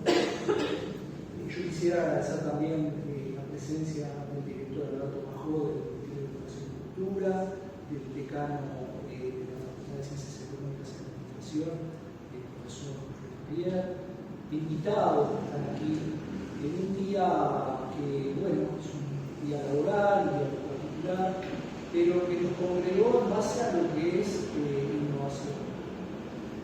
Quisiera terminar estas palabras sin agradecer a quienes hicieron posible también desde el lado de la Facultad de Química que hayamos tenido esta actividad, los asistentes académicos de acá, Marina Rosavilla, Florencia Suárez, Melina Martínez, Federico Francó. Realmente es un equipo que ha colaborado para poder llegar a tener esta instancia, así como vamos a tener la que ustedes van a ver el día 24 de abril, desde ya estamos. Es importante que pensemos desde una facultad de química en contextos de innovación, en contextos de podemos con lo que hacemos, con lo que producimos, con lo que pensamos, agregar valor. Y agregar valor que pueda tener utilidad, aplicación y que pueda servir para la sociedad que nos está apoyando, para la sociedad que nos paga nuestros salarios, nuestros equipos, nuestros insumos, la actividad que hacemos día a día y a quienes nos debemos. Entonces, coincido con mucho de lo dicho, con todo, pero en particular con el hecho de que después de la pandemia estamos afrontando otro mundo muy diferente, en donde cada vez se hace más énfasis en este tema, en donde, como todos sabemos, países que quizás no tenían medios, que quizás no tenían recursos naturales, salieron adelante en base a innovación, en épocas donde fueron pioneros. Hoy por hoy todos están convencidos, o por lo menos deberían estar, de que este es el camino para el progreso de una sociedad. Y el progreso de una sociedad culmina, como dijo el profesor Pascal, con el bienestar de la población. Eso es lo fundamental. Yo ya hablé demasiado, quedamos a las preguntas que desde el auditorio quisieran hacer.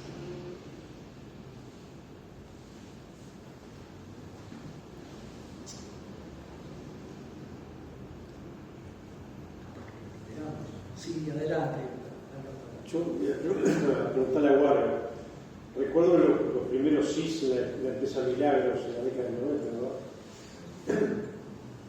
Porque yo conocía la historia, pero tengo ruido de algunas cosas y me gustaría que las cuente. ¿Cómo fue el salto de la academia a la empresa de parte de Warren? Eso es como primero como pregunta. Y la segunda, que cuente un poco el derrotero de las patentes del CIS. Puede contarnos un poco sobre eso. Nunca tomé la dedicación total en la educación, porque de hecho en la condición de ingeniero vinculado a las actividades de aplicación de la ingeniería, la dedicación total me hubiera restringido enormemente. Es decir, con dedicación total nada de esto hubiera sido posible.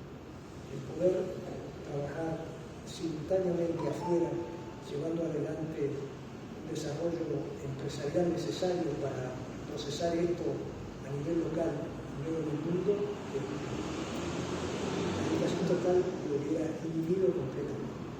Esa es la segunda problema.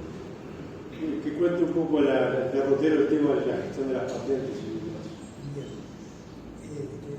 En un país que está de libre presente. Las patentes, bueno, en primer lugar, una patente local solo protege a la escala del pequeño mercado uruguayo. Entonces hay que tomar decisiones, porque esas decisiones cuestan dinero, de dónde uno quiere radicar la patente. Entonces nosotros la radicamos en particular en Estados Unidos, la radicamos en Argentina, en Chile, en España, en Inglaterra, creo que, en fin, eso tiene un costo, pero protege dentro de esos países. Como esto se se desarrolló primero en forma explosiva en California, nos ayudó enormemente en tener la patente en Estados Unidos. Aunque ya sobre el final de la vida de las patentes, un amigo que transitó por California llegó acá, estaba radicado en Japón, nos reunimos, nos dice, te felicito, che, por esa idea que tuviste de los suizos. ¿Y dónde lo viste vos? En California. Ah, en California. ¿Y dónde en California lo viste? Bueno, me indicó. ¿Y qué era lo que estaba pasando? Lo que estaba pasando era que la persona que en California actuaba como nuestro representante nos estaba mintiendo en relación a lo que vendía. Porque claro, cada CIS vendido significaba dinero que tenía que venir para acá. Entonces, la patente estaba, había un representante, este representante además tenía una historia que había sido de los primeros en instalar los aparatos, en fin, es decir, había actuado en buena medida bien, pero ya ahí aparecía una venta en la cual obviamente estaba vendiendo aparatos sin declarar a nosotros que les estaba vendiendo, porque por cada aparato tenía que pagar. Entonces yo dije, bueno, pero tenemos la patente. Entonces la agencia que acá nos sustentó las patentes, es decir, que nos orientó, en fin, nos hacía los trámites, dice, mire, bueno, que se va a meter en un lío. Si tenemos la patente, si nos está copiando, vamos a hacer uso, sí, pero usted no sabe la legislación que tienen ellos para evitar que eso pase. Es decir, usted es dueño de la patente, efectivamente tiene una copia que no ha sido declarada, pero lo que le va a pasar es que lo primero que va a tener que hacer usted es no hacer la pelea judicial desde acá. Va a tener que irse al condado. A la industria de la Entonces me explicaron todo lo que me esperaba, lo que tenía que gastar para hacerle pagar al hombre. Y bueno, dejemos que corte. Es decir, que también hay que tener un poco de cuidado en cuanto a pensar que la patente en sí misma protege. Efectivamente, protege, pero si alguien quiere copiar, por lo menos a nivel de la legislación americana, no le es difícil, y sí se hace muy difícil el poder actuar desde afuera, siendo el que desde afuera propietario de la patente. Así que hay que informarse, Pero ¿tú a puedes nosotros comparar no con protege. el patente también, cómo ha salido? Nosotros lo tenemos patentado también en Estados Unidos y en el norte de Europa, América, China, India, Australia, las demás naciones. Pero no se vuelve así. Entonces es costoso y a la hora de tener un litigio complicado. Trabajamos con un equipo de abogados en Estados Unidos que nos ayuda además a generar la estrategia de cómo proteger, en qué momento, qué agujeros puede tener la patente y cómo trabajar para llenar esos agujeros. Ellos tienen bufetes que conocen de ciencia y de leyes. Entonces, nosotros trabajamos con un químico que además tenía una especialización como un posgrado en leyes.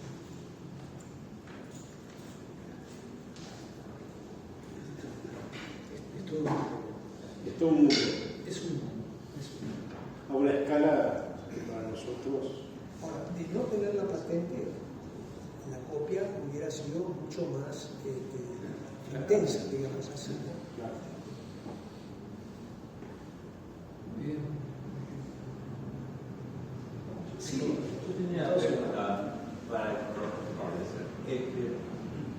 En vista del fenómeno de la divergencia que existe,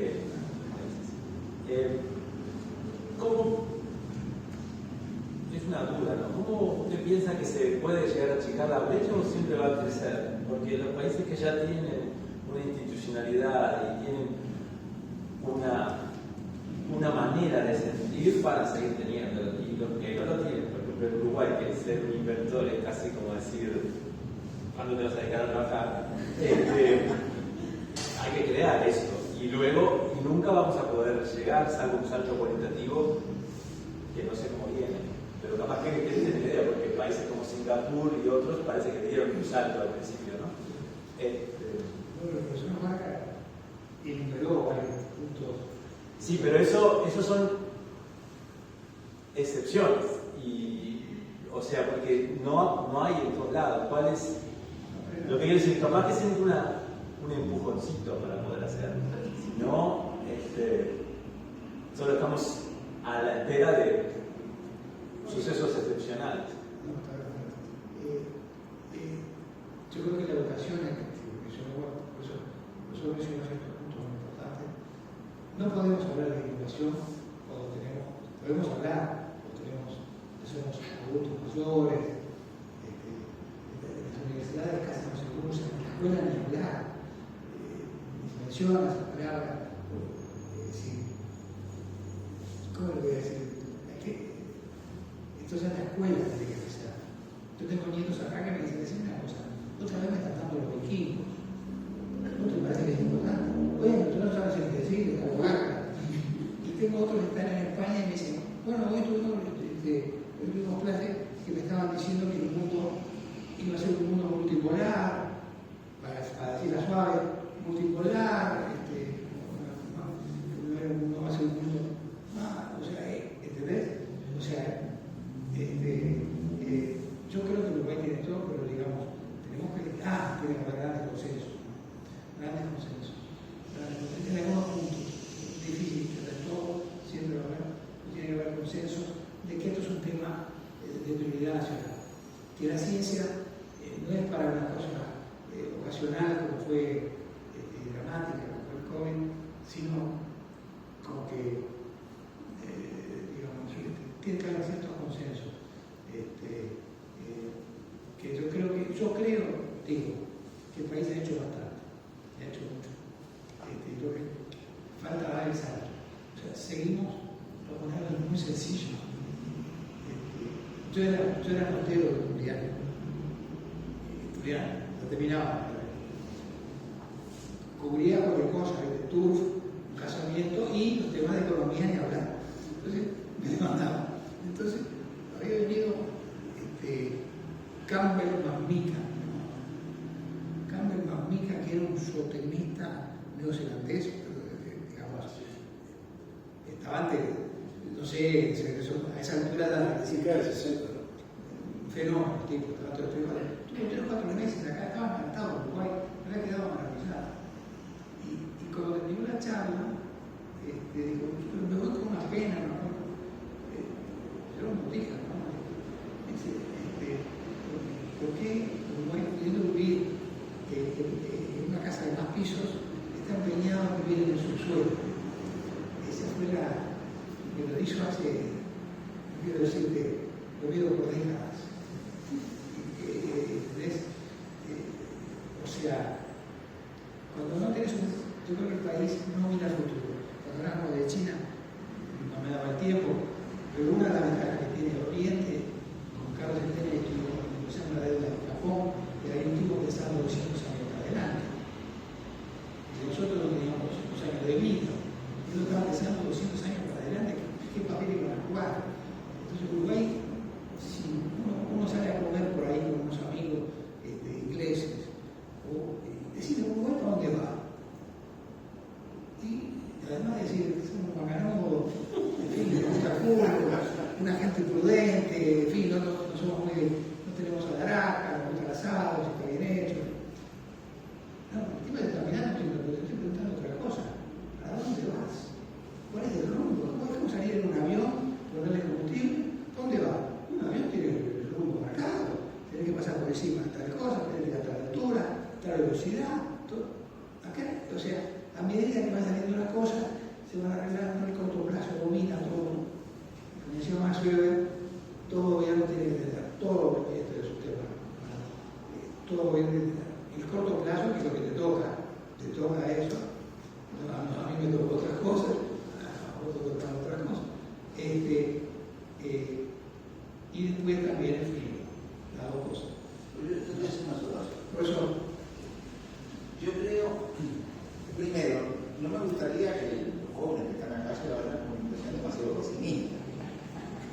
Uruguay va a seguir siendo un subsuelo.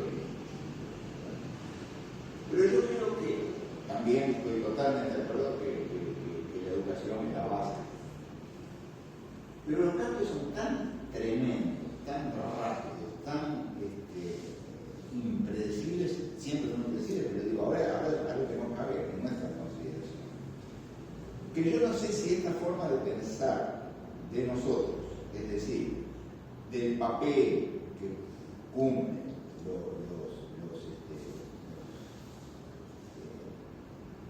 los elementos, digamos, que solo dejaba fuera de los factores productivos tradicionales. Si eso también está cambiando, si eso también no está cambiando, por ejemplo, yo le estaba comentando a Natalia, me pareció escuchar, capaz que estoy equivocado, pero que la exportación de software en Uruguay ya había pasado por encima de la de la vacuna. Más o menos. Eso era algo que yo pienso que hace 10 años, 15 años, no lo pensábamos. Entonces, quizás el cambio es tan vertiginoso que nuestro propio pensamiento actual de lo que viene, al no poderlo incorporar, va a quedar también fuera claro, no va a quedar fuera de la realidad. Y quizás también países que hoy están con la curvita hacia arriba como allí, pueden tener por delante futuros que son tenebrosos. No sabemos. Guerra, por ejemplo, carísimo. Cuando por allí había aparecido una diapositiva, creo que era tuya, que se mencionaba, hacía pasar que el gran desarrollo tecnológico era a partir de las inversiones que se habían hecho en el campo militar. Por eso es acá, Sí. Pero eso no es para haber invertido en el campo militar, eso es para haber invertido. O sea, si ese volumen enorme de recursos que destinaba a los países para mantener sus ejércitos y diseñar las armas más modernas y mortíferas, se hubieran dedicado a otros sectores, hubieran progresado más o menos como así. Entonces, y ahora tenemos el tema de las guerras, de estas cosas, la enorme cantidad de recursos que están dirigiéndose hacia ese lado. Y entonces con este mundo tan cambiante, yo no sé si hay que ser tan pesimista o más pesimista, ¿no? Pero quiero decir, quizás ese razonamiento que nosotros tenemos, ¿verdad? De que los factores, la productividad total de los factores, está la cultura y está lo otro, ¿cómo se llama? Weber, los norteamericanos se desarrollaron porque venían del lado protestante y nosotros estamos hundidos porque venimos del lado católico y ellos no podían prestar ningún tipo de intereses y toda aquella historia. No sé si es algo que no quedó ya, digamos, que los cambios son tan radicales que esas cosas quizás dentro de un tiempo nos parecen raras, nos parecen.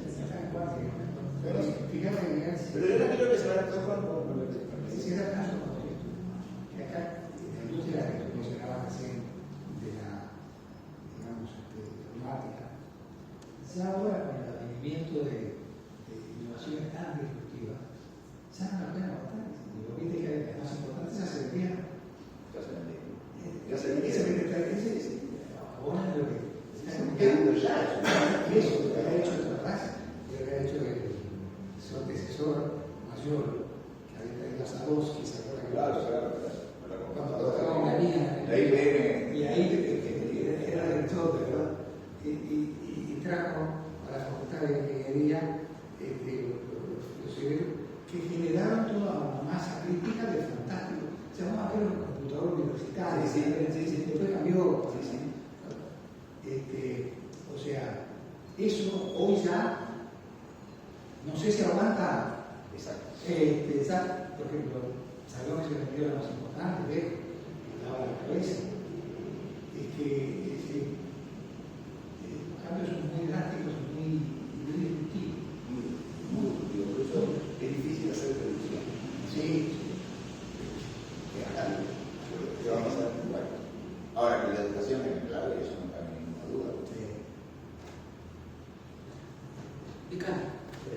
Gracias, Álvaro. Álvaro nos agradeció por haber venido. Yo en realidad quiero agradecerle a Álvaro y a todo el equipo y a los distinguidos profesores por todo lo que nos expusieron. Me quedé enganchado por ahora el comentario de Miguel y también con la consulta sobre la visión pesimista del profesor emérito Ricardo Pascal, porque en realidad yo puedo decir que tuve el enorme privilegio de ser alumno de Ricardo y desde muy joven haber tratado de aprender de su natural y visceral optimismo. Y así como, bueno, ¿por qué? Porque cuando escuché la pregunta sobre la visión pesimista dije, no, ese no es mecánico, no. Absolutamente. Entonces digo, así como recomiendo la lectura del libro basado en la experiencia de Miguel Vargas, quiero recomendar la lectura del libro de Ricardo Pascal, El freno al impulso, porque precisamente lo que nos traza ahí de alguna manera nos da algunas respuestas desde su punto de vista sobre los caminos que debería recorrer el Uruguay, con una visión, con una lógica absolutamente optimista. O sea, nos señaló, es cierto, en términos comparativos en la región, Uruguay tiene como país enormes fortalezas, digamos, toda esta visión de la enorme importancia que tiene lo que sería parte de la economía institucional, digamos, que el Uruguay son sólidos.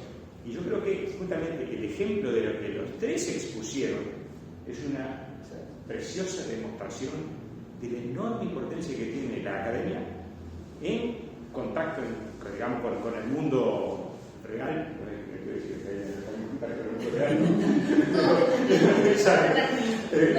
Y yo creo que justamente estas incertidumbres, estas ambigüedades, estas rupturas y los sucesos que vivimos en los últimos 3 años son la mejor demostración de la enorme importancia que tiene la inversión en ciencia, en conocimiento, en tecnología.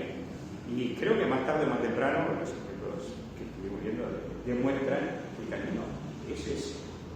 Y bueno, de alguna manera sumarme al agradecimiento caluroso a los queridos amigos. No, yo creo además que cada vez más las empresas privadas van a abrir la universidad. Ese es un camino que se inició en un momento a él, nosotros, pero creo que ahora cada vez van a mirar la atención. No siempre pasa en ingeniería. Los acuerdos. Me da la sensación que cada vez se hace imprescindible por las características de los problemas que hay que afrontar, que vayan a buscar el conocimiento local más que importar el conocimiento. En química yo quiero hacer una agregada, una reflexión aprovechando que hay economistas también, capaz que haya prohibido, ¿no? Tú hiciste referencia, está bien lo de las innovaciones radicales, que siempre nos iluminan y nos encandilan, y que ese unicornio uruguayo puede estar bueno, pero no hay que perder de vista el tema de las innovaciones incrementales, como tú decías, que hace y atraviesa a la innovación permanente en toda la sociedad y en toda la economía. Yo tengo la impresión de que no hay buenos estudios sobre cómo los sectores económicos, los sectores productivos, están haciendo uso intensivo del conocimiento de las innovaciones incrementales. Es una impresión que tengo, porque creo que nos estamos perdiendo de algo de lo que está pasando con lo que tú estás mencionando. Como el GPS, la ciencia de datos, la inteligencia artificial, las tecnologías blandas están permanentemente impactando en el sistema productivo. Entonces, lo que deja como comentario, porque me parece que está bueno que lo tengamos a presentar. Y, por ejemplo, lo que no podemos perder del campo en el mundo del trabajo. Quizás, o sin quizás, las nuevas generaciones tienen que empezar a cambiar el trabajo cada 3 o 4 años. ¿Verdad? El trabajo que tenga un poco que ver con nosotros, mediante formación permanente y ese tipo de cosas. El que hoy es un delivery, que vaya pensando estudiar técnicas de corte de ARN.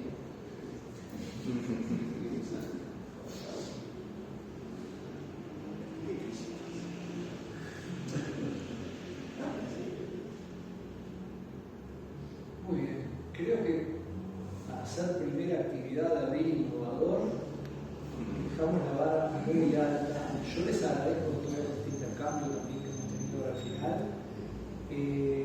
Nosotros viene muy bien que nosotros como comunidad química reflexionar sobre estos temas y escuchar de otras vertientes, otras miradas, así que todo esto ha sido muy enriquecedor. De nuevo mi agradecimiento a los 3 invitados que nos han ayudado a aceptar la invitación y a todos ustedes por estar presentes. Muchas gracias.